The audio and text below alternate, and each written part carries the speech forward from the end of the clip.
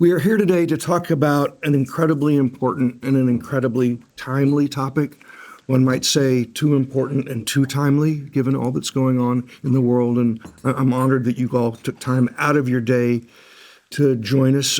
Many of you haven't been to defense writers groups before, and so I just want to stress this is a conversation around the table. So we have three distinguished speakers, but we look forward to all of your questions. Those of you with great experience, you're welcome to contribute to the conversation. Our speakers today are Jeffrey Gedman. He is president and CEO of the Middle East Broadcast Networks, past president of Radio Free Europe, Radio Liberty. To my right, James Glassman, former Undersecretary of State for Public Diplomacy and Public Affairs. I always love that title, Undersecretary. It's just so cool. And to my far left is Andrew Walworth. Andy and I actually have the 40-year rule. That's how long we've known each other. He is Chief Content Officer of RealClear Media and author of a terrific recent essay telling the American story, Public Diplomacy in the Trump Era. And I'm going to use the authority of the chair for one shout out from the audience. That's Jeff Trimble, sitting right here.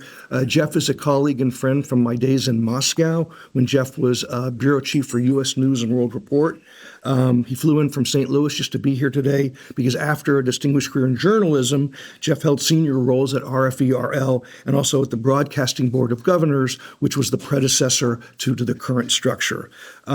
He also wrote a very important column on Substack about this topic that I recommend to all of you. And finally, just another sort of point of knowledge, also weighing in on our topic recently was no less a senior official than Robert M. Gates, former CIA director, former defense secretary, whose Wall Street Journal essay on this topic really is must-reading. He's supporting some really great work in this space at the Gates Global Policy Center at William & Mary. Their website has some interesting reports. And in his journal essay, Secretary Gates makes the case that since the end of the Cold War, America has absolutely let its non-military instruments of power atrophy. Which brings us to our topic today. I'm going to ask our distinguished panel to each sort of set the stage, set the field with a few minutes of opening comments, and then we'll go around the room. So, Jeff, I'll start with you, please. Well, Thom, thank you. And what a group around the table. Jeff Trimble, great to see you in person. We talk and email every other hour, and colleagues from NBN and other distinguished guests, Aaron and Patty, everybody. What a group. Thom, thanks. And Jim and Andy, what a panel. So, in less than 5 minutes, a little bit of scene setting on my side. Here goes. If you go back to, ready, scene set, Samuel Huntington's last book, 2004, okay? Anybody know what it was called? It was called Who Are We? Okay, Challenges to American Identity. So the first thing I tell you is in 1992, as you recall the election, Bill Clinton famously said it's the economy, stupid.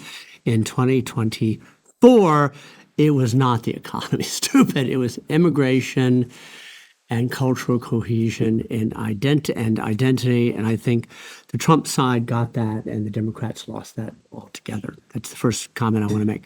Second of all, if you go back to Sam Huntington's book of 2004, he was onto something, I think, because he wrote about the challenge of immigration and assimilation, about mass immigration and scale, about cohesion on a national basis and the so-called American creed. He says, I think we're going to start losing that.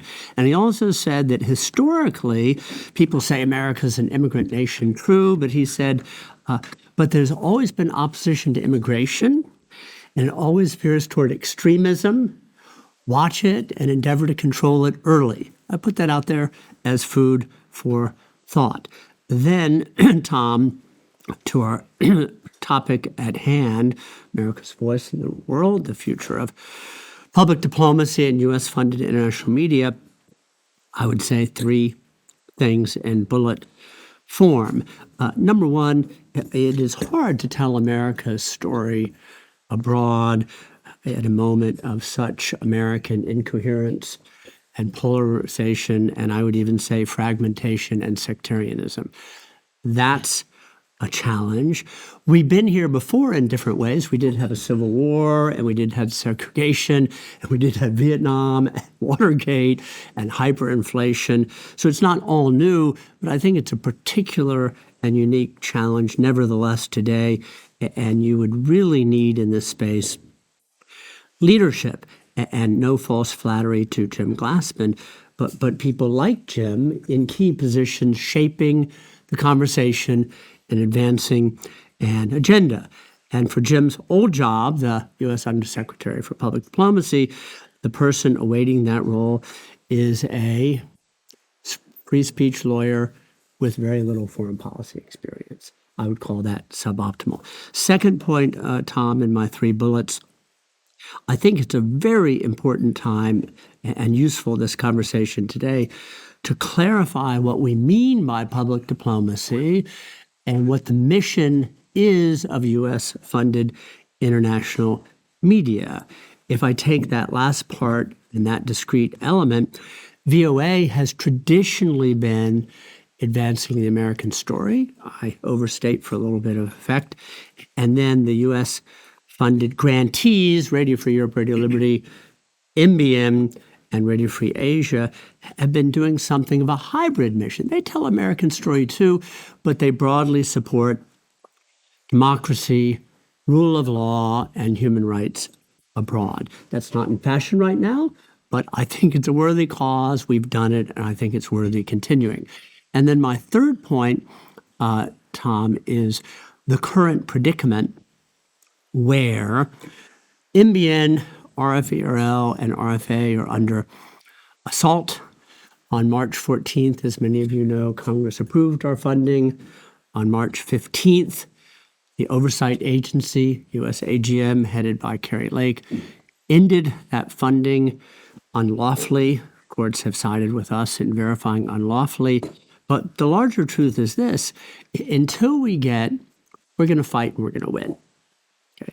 But until we get some cohesion across Congress and with the administration about America's voice, America's role, and what it is we want to project, I suspect and fear we're going to roll, Tom, from crisis to crisis to crisis this calendar year and next.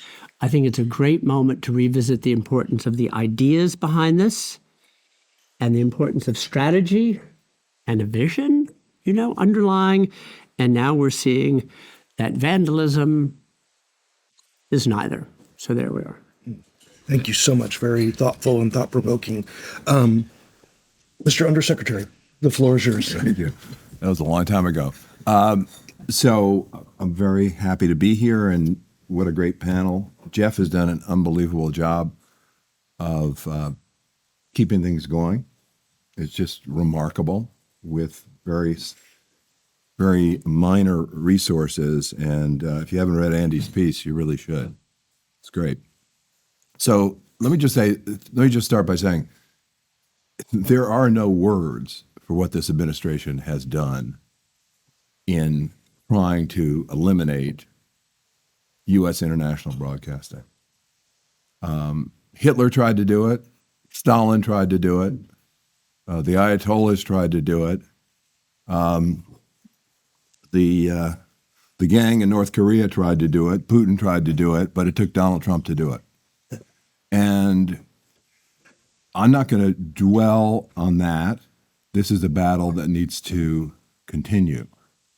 What I'd like to talk about is how to improve U.S. international broadcasting, because clearly a sensible administration could have taken a look at U.S. international broadcasting and said, this is not quite perfect. It needs some change.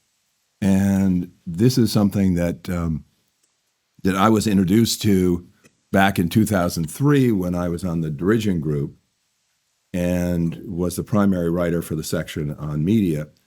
And I knew nothing about Voice of America or U.S. international broadcasting in general. But it was clear to me there were some deficiencies, and in subsequent reforms in the mid-teens, I guess, maybe it took longer than that to finish them, most of these were not addressed. So I do think that if we do get a sensible look at what's going on with U.S. international broadcasting, I think there are certain topics that need to be addressed. And so that's what I wanted to talk about today. The first one is something that's bothered me ever since I was chairman of the Broadcasting Board of Governors. And by the way, to my knowledge, I'm the only person ever to be chairman of the international broadcasting operation, as well as Undersecretary of State. And this is one of the points I wanted to make, Undersecretary of State for Public Diplomacy. And that is the sort of the contradictory mission of U.S. international broadcasting. On the one hand, the law says you're a tool of U.S. foreign policy. And on the other hand, you're supposed to be an independent, unbiased journalistic organization protected from government interference. That is a circle that's just about impossible to be squared. In my view, the BBG mission should be the same as the State Department itself, to achieve the specific strategic goals of U.S. national security and foreign policy. And good journalism is not the end, but the means. So that contradiction has to be resolved in the law. And I think that if we had a serious administration, that's what they would be doing. But clearly they're not. The second part is integration. The U.S. international broadcasting, this is what I was struck by in 2003, it's kind of sitting out here. And I understand why.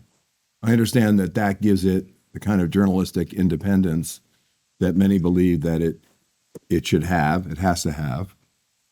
But it needs to be integrated with the other tools of national security and, the other engines of national security and foreign policy.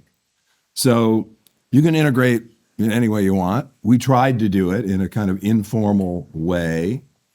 And I think that I really have to say I don't know that much about what's happened with U.S. international broadcasting since I left, but toward the end of my tenure, we were getting it done with work by Jeff Trimble and others. So, but it was not formal. There was no formal integration. I mean, the way it worked when I arrived was we would have 2 meetings a year with the Deputy Secretary of State, and he would say, well, Turkey is important to us, but maybe Thailand's not so important this year. I mean, that was the extent of it. So it needs to be fully integrated. Third, in testimony that he gave yesterday, Mike Waltz was asked, I can't remember who asked him, but he was asked about U.S. international broadcasting, as he should have been.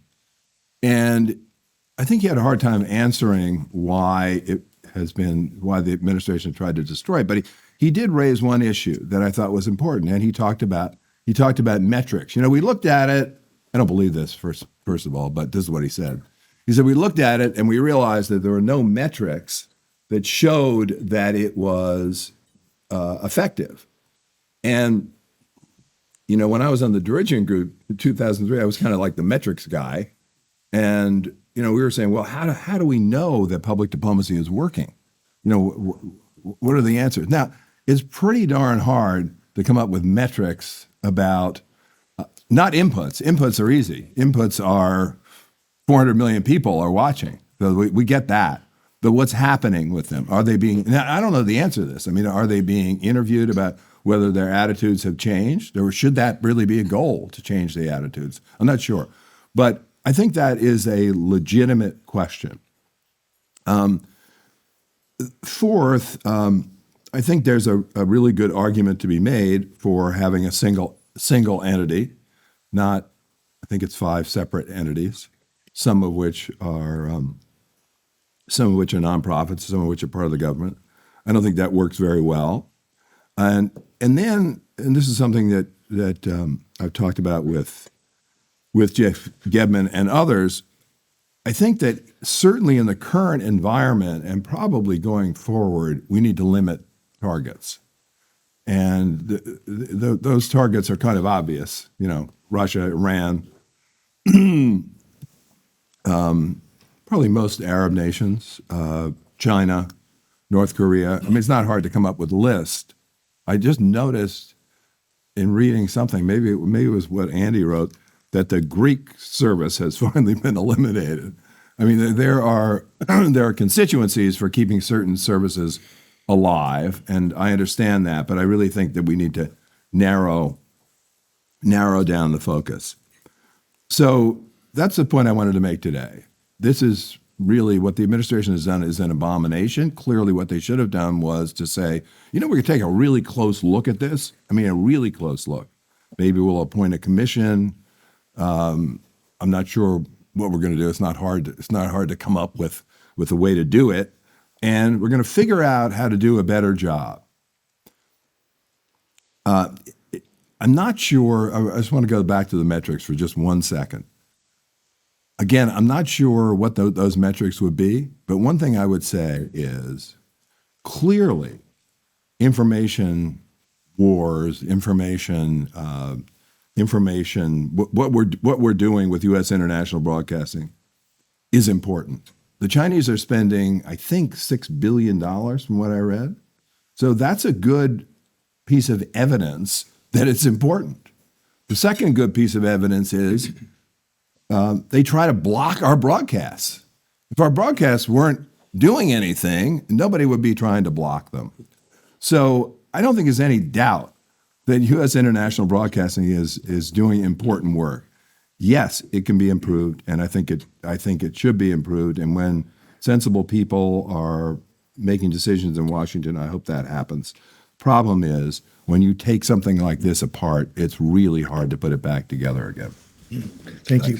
Before I call on Andy to wrap up for the presentations here, I do want to talk just the authority of the chair about the metrics. When Jeff and I were in Moscow, I don't like war stories, but we would go into the apartments of our Russian friends. They would have their radio, they'd approved, and they would have wire from the radio going up to a curtain rod, over the oven, all the way around the living rooms. Viad was born and raised in the Republic of Georgia. He knows this very well because they clamored not just for Western news, but for music, rock and roll, jazz, all that. I was there during Chernobyl. That's where they got the information they needed. And I talk to my Russian friends to this day all the time. And what they're describing is a digital Iron Curtain that Putin has lowered. So the need and the impact is there. And there might not be metrics, but we've seen it with our own eyes, right, how much this information's craved. And let me just add to that, Tom. I mean, maybe this is the best metrics. There are people who will be put in prison for many years or killed if they listen to the broadcasts that are emanating from Washington, D.C. Now, that's a pretty good metric. They're still willing to do it. Right. Thank you so much. Andy, the floor is yours. Well, Tommy, thanks so much for putting this together. It's great to be here, of course. And thank you all for coming. We're going to finish. We're going to do a Q&A at the end, and I do have a mic that I've been handed, which we'll hand around so that we record it. The mic doesn't carry into the room; it's just for recording purposes. So speak loudly into it when it comes your way. Anyway, I want to start. Well, first of all, I'm maybe a little more optimistic than my colleagues about this whole thing, and I'll tell you why. Pericles said that you may not be interested in politics, but politics is interested in you. And my corollary for that, the Walworth corollary, is you may not be interested in public diplomacy, Mr. President, but public diplomacy is interested in you. Public diplomacy is so fundamental to the statecraft that you cannot not do it. So we will be doing public diplomacy one way or another going forward. Part of that is also that if you don't do public diplomacy, other people will. I mean, this metaphor, the battle or the war of ideas, it's an imperfect metaphor. But it's true to the extent that when you cede territory, the territory doesn't just lay fallow. Other countries move in. And that's what is happening right now. We see that if you've read the Wall Street Journal or the Washington Post this week, China is ramping up their effort. So they're filling the hole that we're leaving. And I don't believe that we'll go another 6 months without some sort of plan on public diplomacy. We saw it during the bombing of Iran, where they brought back the Farsi service. I think it was about 75 people were brought back, parachuted in. I think they're gone already, which is a hell of a way to do public diplomacy. But it makes the point that we're going to do this one way or the other. So the opportunity, and what I hope we're starting here today, is sort of a rethink to what Jim and Jeff have said of how we do this better going forward. And I have spoken to people who are on the transition team. That was sort of what the plan was. How it all went awry, I don't really know. But there were serious people thinking seriously about this question. Where they are or what they're doing right now, I don't know. But there's an opportunity to do this, and I'm hoping that this almost is sort of the nucleus of a group that can start rethinking foreign policy. Public diplomacy. So I want to say just a few things, and then I'll turn. One is that I don't think we should start with the apparatus, although I think that there's a lot of good thinking about the apparatus. But let's talk about goals. And to me, there are sort of three things that make up public diplomacy to me. The first is sort of obvious, and Jim alluded to it. It's the support of U.S. foreign policy objectives. And there has been this headache-inducing debate inside the public diplomacy community for a long time. And I should say, my very first job in Washington was with Charlie Wick, who was the head of USIA. So I have a public diplomacy background that goes before any of you were, I think, involved. It was brief, and I moved on. But it was clear at that point that was at least what Charlie Wick thought the goal of public diplomacy was to support foreign policy. And journalism, as Jim says, is sort of a means to the end. That's fairly controversial in the world. A lot of people don't see public diplomacy that way. I totally get the argument, but I think it's a debate worth having. And I've decided sort of that I come down on the side of that. The goal should be to support U.S. foreign policy. Second function is what's called surrogate media, which is sort of getting news and information into those countries where the outside world is sort of kept away: China, Iran, North Korea, Cuba, Russia. But it's a very specific function, and it's an important function, and I think it should be thought of that as a specific and separate function. And the third is this sort of broader idea of soft power, or telling America's story, which I might slightly disagree with Jim. I think I understand the need for focus and resources, but I think that you don't know where the next crisis is coming from. If we did, we'd all be, it's like picking stocks. If you knew, you'd know, and you'd be a billionaire, but you don't know. You don't know where the next crisis is coming from. And so I think there is a value in spreading America's ideas, defending America's ideas. And we have such an advantage because our culture is really, as my friend Ben Wattenberg used to say, it's the first universal nation. We have this culture that appeals in the world like no other culture. And that's a strategic asset, and we should treat it as such. So those are sort of just the broad ways I think of public diplomacy. And if I were sort of rethinking, I'd start by mapping that and then back into what the institutions should look like. And I'm going to offer just one other thing, and this is because I'm a television producer by trade. I've been in television distribution. I've done almost everything there is to do in television, including doing what these guys are doing right now, which is come and shoot things. But I think we should be cognizant of how much the media landscape has changed and how it continues to change.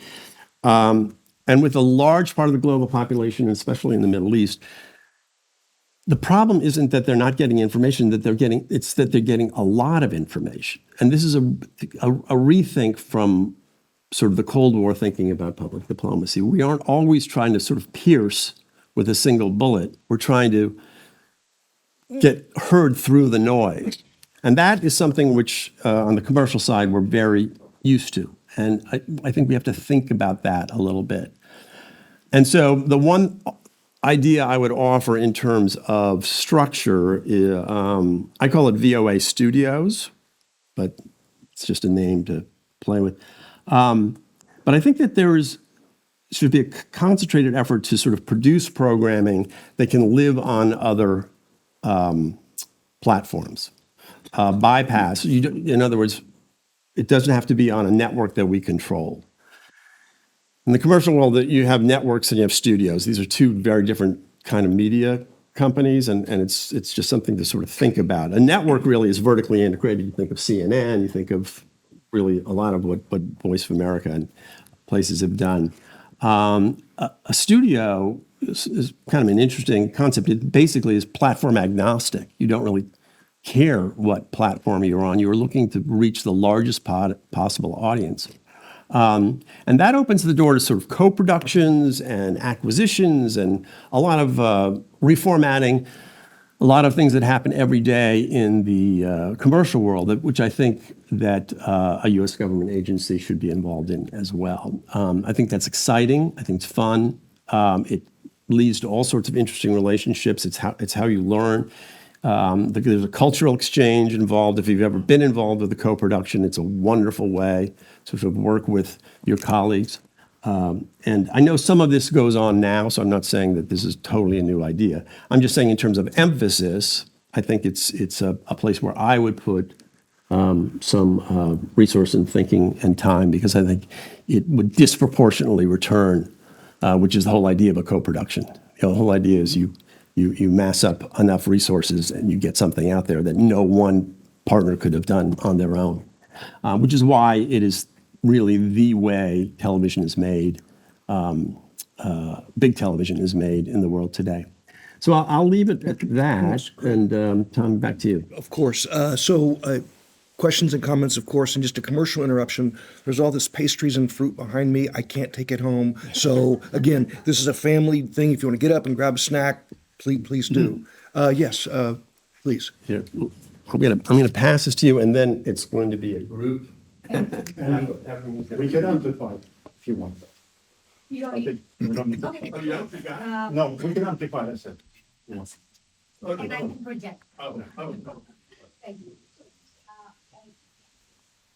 My name is Patsy Kuswara.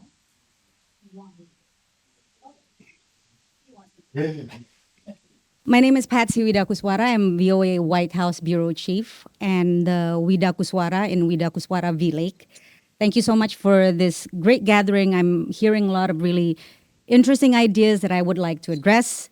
But before I talk about particularly what the Undersecretary mentioned in terms of good journalism as a means and not as an end, I just want to talk more a little bit about what's happening with VOA. Andrew, you mentioned about how they brought in the Farsi service. Yeah, that was quite a disaster. So what they did was they fired all of us, right? They put all of us on administrative leave. They fired all the contractors.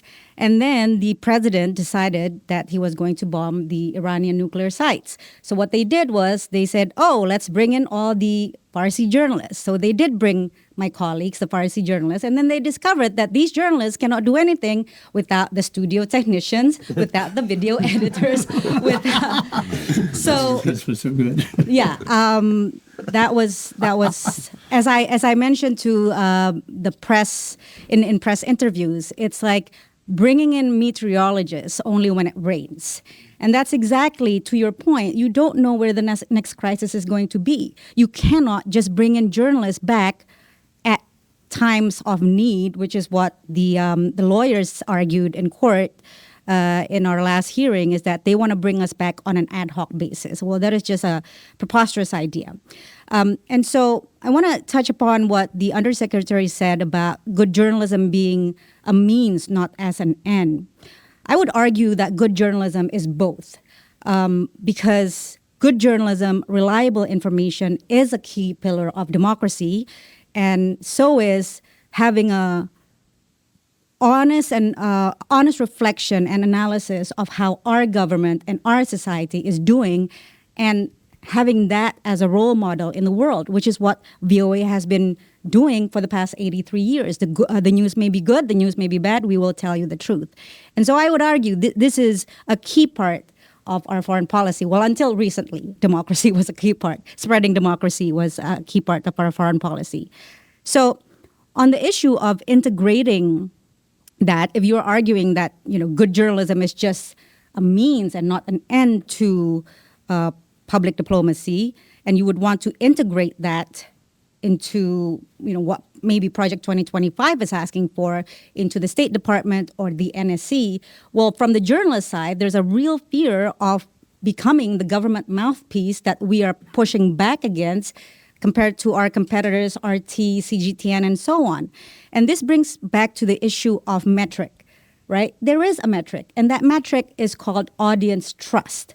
And you have seen that audience trust on VOA has been more than 80%. So whenever we do these audience researches, one of the questions that we ask is, do you trust our programming? And it has been consistently high. And we cannot have that trust. We cannot have that credibility if we are going to be part of either NSC or state or whatever it is, and have those people cross what we call the firewall of the VOA charter, which protects us from these kinds of political interference. I mean, that would be, for me as a White House bureau chief, to be working under NSC would be unthinkable. I mean, NSC is somebody that I chase for information, that I, that I badger every day, not somebody that I take orders from.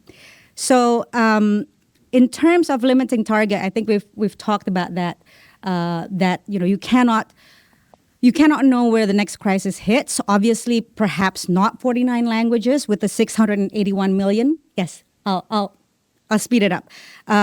But to your point, Andrew, in terms of piercing through markets and the VOA Studios idea, that's a great idea. As you said, we are doing it. We have 3,500 affiliates around the world. Many of them do co-production with us, including on multi-platforms, and we do the cross-cultural exchanges by training these journalists in these markets. Thank you. Sorry I'm taking up so much time. Sure.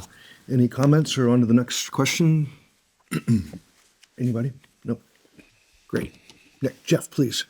Can you pass the microphone down? Throw it down, Patsy. Thank you so much to say about all this and about your terrific comments. But let me just start with exactly where we are today, which is that America has no voice right now. So the other day, President Trump made some pretty important decisions. So you turned it off? Just for you. I was going along so well. So the other day, President Trump made some pretty important decisions, including about taking a somewhat different approach on aid to Ukraine. And that's a pretty important message to get out to the world. So how did they do it? Late in the evening, the BBC's White House correspondent got a telephone call from the White House and said, we got the president on the line. So on the phone, this poor guy wakes up and runs around, scatters around. I'm sure you know him well, Patsy, and does about a 20-minute interview with Donald Trump that he puts out on BBC World Service, and that's picked up by the language services of BBC. There are 40 of them, so good thing. I'm looking at the Russian site right now. But he didn't have anywhere else to go. I'm not talking about a message in English. I'm talking about reaching people in the languages that they speak, sitting in their kitchen, talking about the news of the day. We are incapable of doing that right now. Our adversaries are pouring resources into the gap that's been created. They are picking up the affiliates of the Voice of America across applicant right now. So if you brought the VOA back today, you wouldn't have anywhere to go. It's lost those affiliations. So we have no voice right now. Impact. USAGM has an impact indicator model that includes more than 20 variables. The problem that USAGM had was getting a seat at the table. And in my 20 years in U.S. international broadcasting, there was only one undersecretary of state for public diplomacy who made sure we were at the table, and that was Jim Glassman. But with the rest of them, Karen Hughes was pretty good, Rick Stengel was pretty good, but the only one who said, you guys got to be here. This is not a firewall issue, because this is not the journalists. This is the management of the agency sitting there, hearing what the priorities are, communicating back the assets that we had at our disposal to reach audiences in places that are important to the United States. A big step was made in 2015 when they got rid at last of the collective leadership model where nobody was in charge. It was a part-time board, and created the institution of a CEO. that institution was really still getting on its feet to have the kind of leadership that's needed to do the sorts of coordination that Jim was talking about, but that now has been cut short. I don't want to take a lot more time now because there's so much to say about each of these things. But Andy, just to your point, again, you got to look at the product. And here I'm going to really shout out Radio Free Europe, Radio Liberty, that has exactly gone down the road that you're suggesting. They work cross-platform. They work with local media outlets. They work with individual influencers. They're way ahead of the game on this. And you know it yourself if you look at social media feeds, even in English, which RFERL is not funded to do, but somehow they manage to do it anyway. You put out a huge amount of content in English that just crams your social media feeds with inside dope information about what's happening in Moldova and what's happening in Uzbekistan, the places where they have assets to report. So they need a seat at the table. They need strong leadership and partnership with state and elsewhere across the government. Good journalism is in the interest of U.S. public diplomacy, of U.S. foreign policy. In this example of the president having no place to go to say important things about new policy on Ukraine except the BBC, I think is a pretty stark example of the situation in which we find ourselves right now. You mentioned the Wall Street Journal piece about the Chinese stepping in. The Russians, RT, is about to set up an Amharic service for Ethiopia. This was a big, very successful VOA service. They're gone. You're not going to get those audiences back. I totally favor consolidation and would love to talk more about that model, how we might go forward, but I don't want to hog the airspace here. Jeff, Jim, I hope you want to react. Thank you so much. Thanks, Jeff. No, thanks for the kind words. I completely agree with what you're saying. This is the big problem. You know, with a lot of the other things that they've decided to eliminate, maybe they'll come back. This one is going to be very, very difficult. I mean, just think of assembling all of these native speakers over the last 80 years. It's an amazing accomplishment for any government agency. And the relationships that you're talking about, this is not going to be easy. And that's why I think there's a tremendous amount of urgency to somehow do something about it quickly. And maybe that's just impossible, but I think we need to try to do that. So The Voice of America has done a terrific fact check of Carrie Lake's testimony on the 25th of June on the Hill, which was riddled with distortions and outright lies. And BOA has fact-checked it beautifully, Patsy and the colleagues, and that's available on the Save VOA website. I'm sure Patsy can put you onto that. You have that issue. It's just savevoa.com and also on social media and all platforms. We had a lot of fun with the Carrie Lake hearing in terms of debunking that because there's so much new. It was one of the most difficult 3 hours of my life. Let's end that, Jeff. So, who's next? So I will say, on that specific point, my view is very important to do and mostly useless. Who's the audience for the fact check? Carrie Lake's people walked away from that testimony and said, big win. The Trump White House said, big win. MAGA said, big win. So if that's the audience, don't waste your time. If this is the audience, feels real good. Let me just make a few other observations. In fact, I'll be very specific because there's so much to discuss. To Patsy and Jim and a little bit of Andy, I think that we have flawed concepts and the wrong language. I don't like the language of independence. And what Congress hears pre-Trump, you want our money to do what you want to do without accountability and alignment. What a great life you have, not happening any longer. I prefer the language of editorial integrity because editorial integrity means credibility, means impact. I prefer that language. I do not like the language of independence. And to what Jim said, I think there is some way to square this, but it's hard to do. And you've been on it for a career, okay? I think these things have to be aligned with U.S. foreign policy objectives. Well, it's what American taxpayers ever pay for it because we want to be independent like CNN and do what we want, how we want. Can't work. Has to be aligned with U.S. foreign policy goals. has to advance U.S. national security objectives, but it's one instrument of many. It's one element of a larger strategy. As Jim, you said, that journalism credible with integrity is not the ends, but the means. I think it has to be done and led by people who, I say very openly, have a certain affection for the United States and a bias toward the American democratic experiment. No, I don't take sides, Germany, South Korea, North Korea, I'm just neutral. We're not neutral. We have a bias and a certain affection for the United States and the American democratic experiment. But it's a needle to thread where we are aligned, where we are advancing, but this quality integrity journalism is an important means among many. And so here's a concrete example. I'll leave you with this. China's a big issue. Not just in the Asia Pacific, globally. In the Middle East, China is everywhere, diplomatically, commercially, informationally, everywhere. I don't think there's anything wrong with public diplomacy, certainly in this case, U.S.-funded international media, in working with an administration to understand that China broadly would be a very worthy subject to cover consistently, systematically, thoroughly, not propagandistically.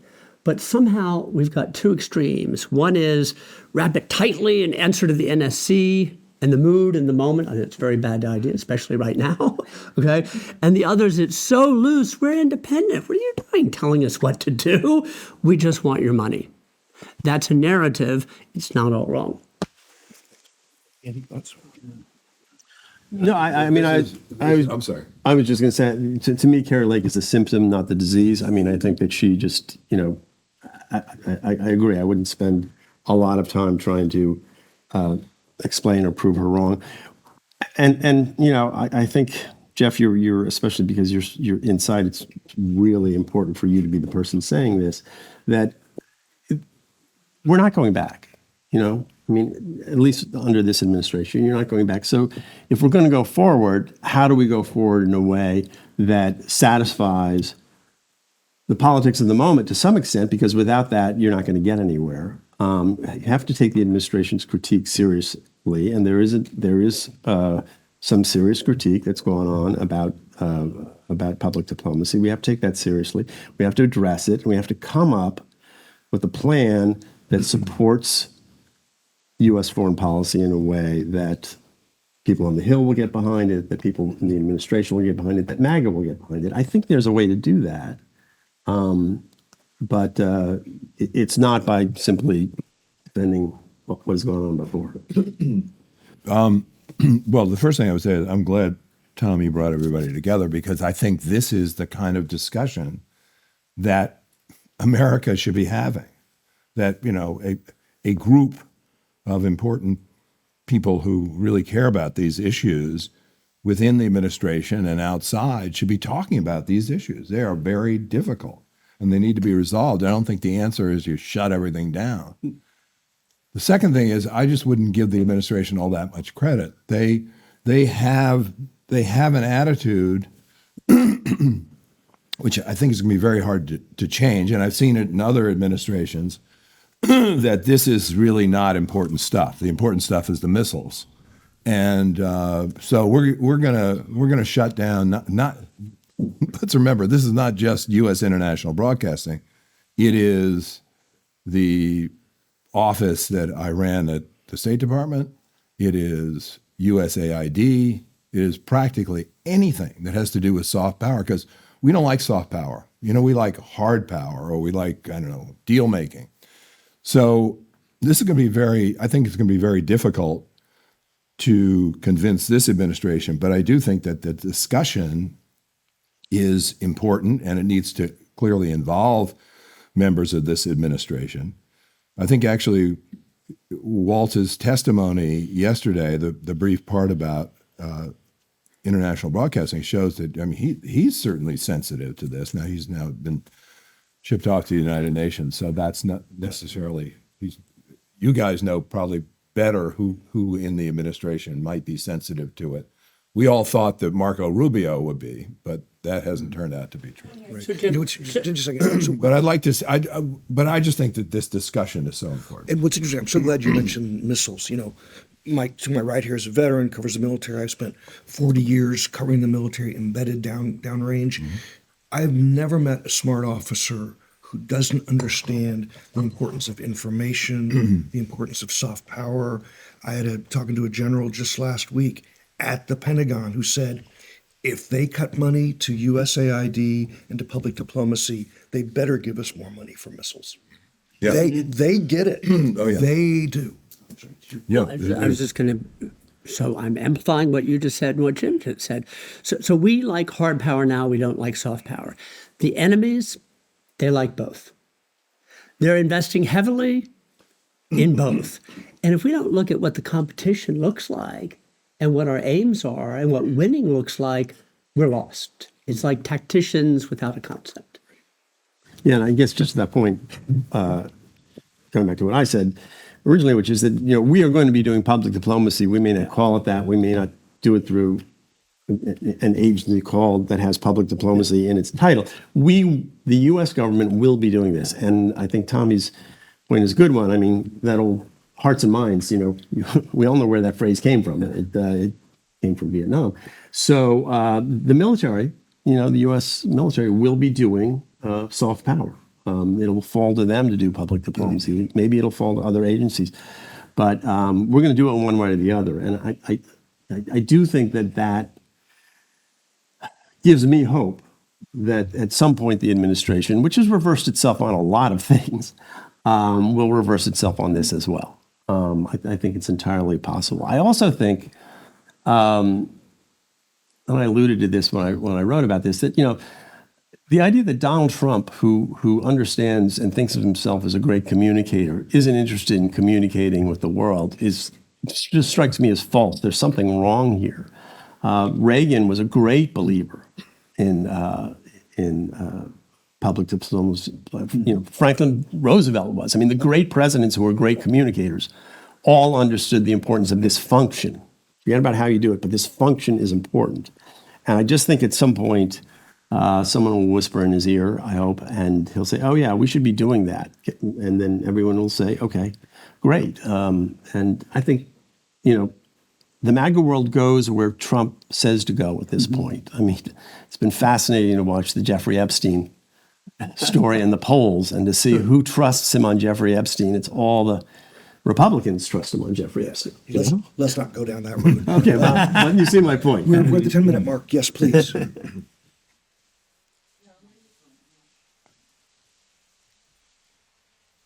There are many amazing stuff that's been said in Identify here. yourself, please, for the others. There are many amazing things and points. Sorry. I'm Leila Bazi. I'm the editor-in-chief in Middle East Podcasting Network at Al Hurra, and I work with Jeff. There are many amazing points that were addressed. I want to just point out one thing, and it's so specific related to the MENA region. To your point, data and analytics counts. And to Jeff's point, yes, all the adversaries are filling in the vacuum that the soft power of America is losing because of the decision that's done by the administration. But the audience behavior is a key metrics as well. These adversaries were looking at the audience behavior way before, and they are really getting inside the communities in the MENA region, and it's all about politics and foreign policy. So they're using American foreign policy and spinning the narrative that they want. For example, he gave an example that he wanted to put, the president wanted to say something about giving more aid to Ukraine. He went to BBC. Of course, BBC did it, everybody picked it up, but each one of these networks put their own narrative to it, and they spin it the way they want. So the American foreign policy is no longer as it should be done in the proper perspective. Everybody is spinning it in their own narrative, and it depends. These networks are they allies with the U.S.? They are not allies with the U.S. So this is all goes down to the soft power. If it's being lost, already the adversaries, I'm talking about the media, are already there and they're filling in the gap strongly and in a very fast way. That's what I wanted to add. Thank you so much. Yeah, we have about 8 minutes left. Next. Yes, please. Ringo, would you pass me the microphone? All right, I do have a quick question. Could you identify yourself, please? My name is Ringo Harrison. I work with Al Huda with Jeff and Layla. So I have a quick question about, liberal democratic in the international sense in our friendly countries. So whenever I talk to friends in Ukraine, Russia, and Iran, they often say, RFERL, don't really watch it. But, we have Medusa, we have Iran International, we have Kiev Independent. And then and for English information, they go to New York Times, Wall Street Journal, and BBC. And I was just curious, if independent media, if US AGM media were to disappear, how would those readers be affected? And I guess I could follow up is do you think that many people in Iran, our readers in Iran and Eastern Europe are okay, but maybe our friends in Ethiopia and Kenya probably need more help? So Ringo, first, I think you're talking to the wrong people and we need to get you better friends. And in seriousness, we need to do a much better job. Andy alluded to this. Technology at the speed of light, it's changing and the competition is massive. So we have to be very clear about our niche, what we provide that's distinctive and original, and it's hard and ongoing. I think that we have metrics that are decent but not perfect. I think Patsy and others said, Jeff, it's hard actually to measure because we say we're reaching this many millions of people. We don't know with what impact, whether it's changing hearts and minds. And I'll just say, you know how we know that Voice of America and RFRL won the Cold War? Do you know how we really know? It wasn't my numbers. In 1988, 1 year before the fall of the Berlin Wall, in Czechoslovakia, RFRL had about 12%. Close it. Are you kidding me? Turns out that it was all the right people in all the right ways and had a transformative effect. And then only after the fact, we had Havel and Lech Walesa telling the American Congress, thank you, you won. Minus Havel and Walesa in that narrative. Anyway, I'll leave it at that. But what you did, I said somewhat facetiously, get better friends. But the truth is, it's wildly competitive. We need to be much clearer about our distinct competitive role and responsibility. Yeah, we're at the 5-minute mark. Comments? Somebody? Yeah, Mike, please. Hello. So I guess I'm the only person who's not part of the public diplomacy community here. I'm with the Washington Times. I was wondering, the criticism from Kerry Lake and MAGA, the public diplomacy community, the product was politically biased, anti-Republican, pro-Democrat. The Middle East product was reflexively anti-Israel. And we know those are two issues that are very important to the Trump administration. My question is, when during the interregnum between Biden and Trump, do you think the community did a good enough job selling itself to this very unique administration? It is unique. He is a salesman. I mean, that's the way he thinks. Did you think they could have done a better job saying, this is why we think this project can serve in your administration? And like it or not, it's true. It's not an independent agency. My tax dollars and everybody else's tax dollars and your all's tax dollars pay for this. And I think there's a lot of people out in America where we're surprised that the U.S. government, the taxpayers, are paying for an entirely media organization. I think overseas there's more. I mean, I lived overseas. They're more comfortable with it. They're more knowledgeable of it. But I think a lot of American people were surprised it even exists. Have you done a good enough job selling yourself to the country as well as to specifically this unique, different administration. And referring to Trump as Hitler, do you think that does a good job of sort of, he's very thin-skinned. He remembers these things. Do you think that sort of attitude, because that's the attitude I'm picking up. And I support public diplomacy. I think it's very important. So I'm not trying to argue my own point. I'm sorry. Yeah. So in 10 seconds, you're very generous and charitable. No, we haven't.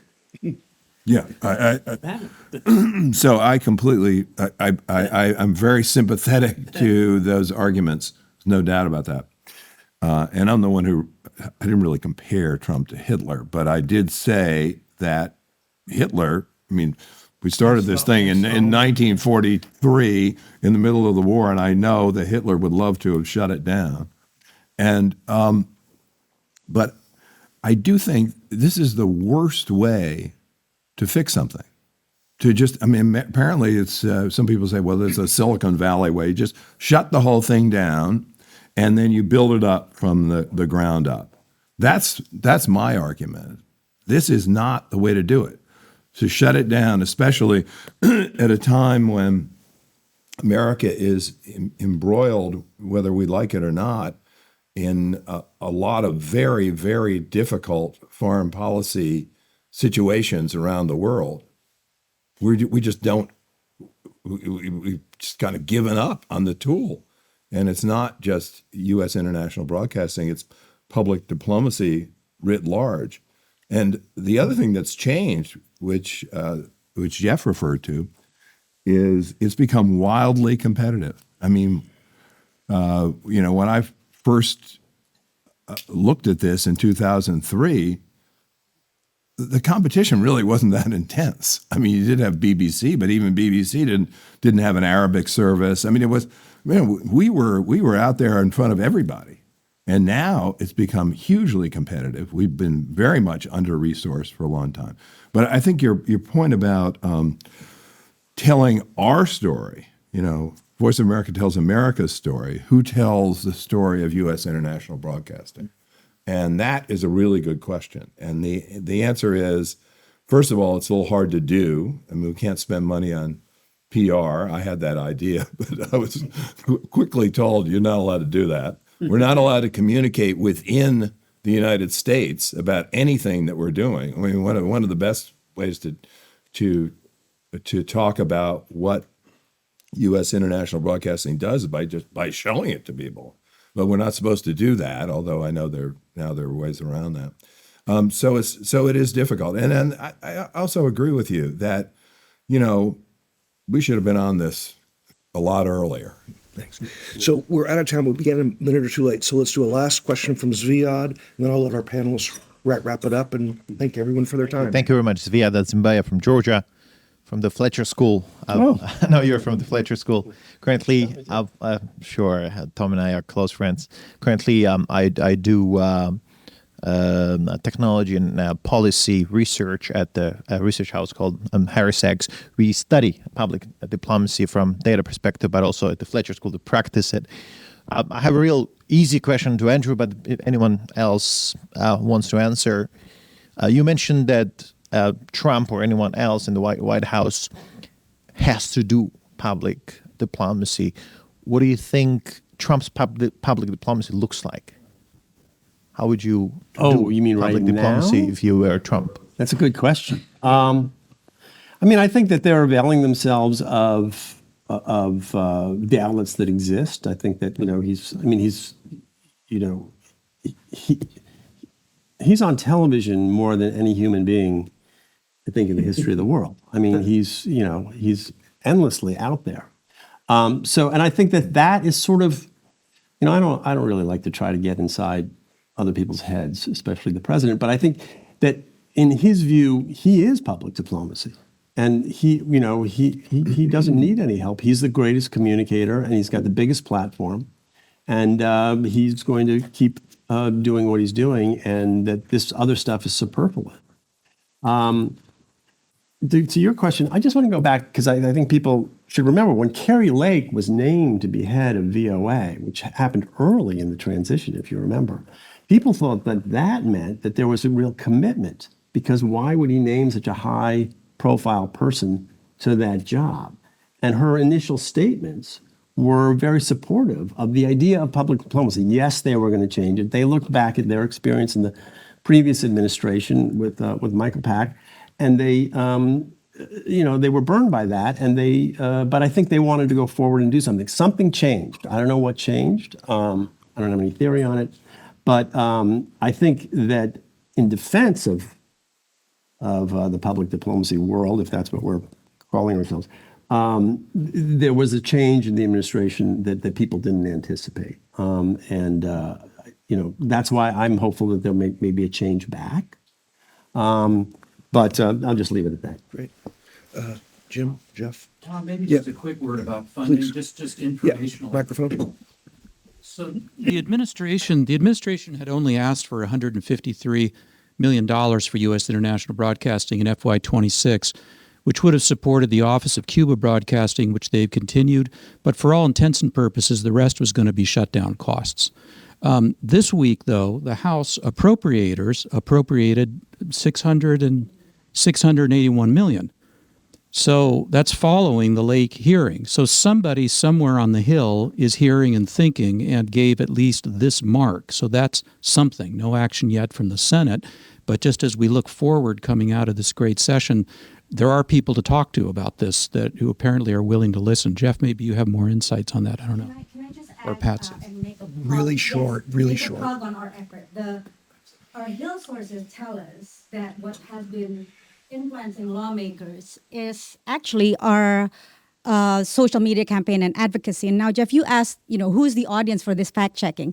The fact checking is part of what we're doing, and one of, in terms of our advocacy. And one of the things that we're doing is getting former ambassadors and former military officials talk about the value of VOA, and we put that on social media. That has been helpful in terms of changing Republican minds. So if you know of anybody like that, please send them over my way. Last comments? So the fact check is not unimportant, noted. The comments about anti-GOP and anti-Israeli sentiment, noted, not invalid. It's mostly with U.S. American journalists, actually, not for those idealists from abroad. And then the last thing is to Andy, I know you and I agree, Donald J. Trump thinks that he is public diplomacy, but he might not be president in 20 years. Or 10 years, or even 5 years.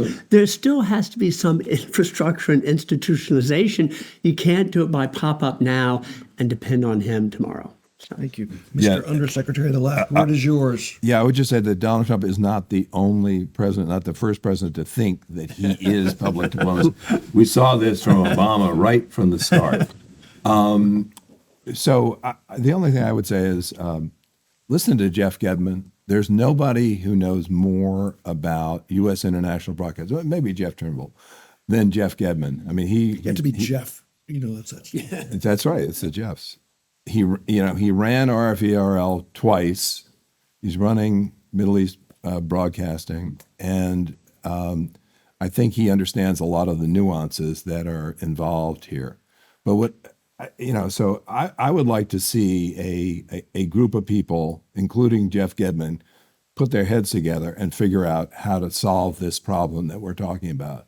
Shutting it down is not the answer. Far from it.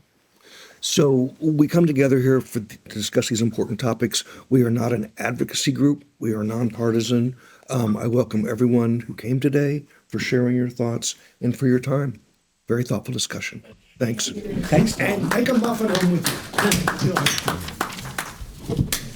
Hey, thank you. That was great.